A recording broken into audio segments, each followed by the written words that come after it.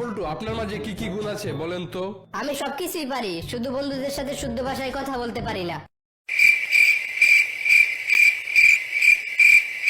দোস্ত, চিন্তা করতেছি একটা সিনেমা বানাবো। কি বলস? তা তোর সিনেমার নাম কি দিবি? ঘুম। নায়ক কে থাকবে? আমি নিজেই। নায়িকা কে থাকবে? কোলবালিশ। আর ভিলেন কে থাকবে? মশা। দোস্ত, জানিস প্রত্যেকটা মানুষের উচিত জীবনে একবার হলেও প্রেম করা, কেন? যাতে তারা বুঝতে পারে যে জীবনে প্রেম করা উচিত না।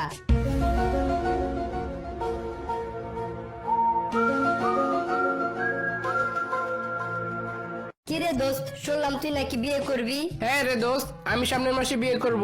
তোরে তো আমার বিয়ের কার্ড পাঠাইছি, কেন পাসনি? হ্যাঁ পেয়েছি, তবে একটা জিনিস বুঝি নাই। কি বুঝতে পারস নাই?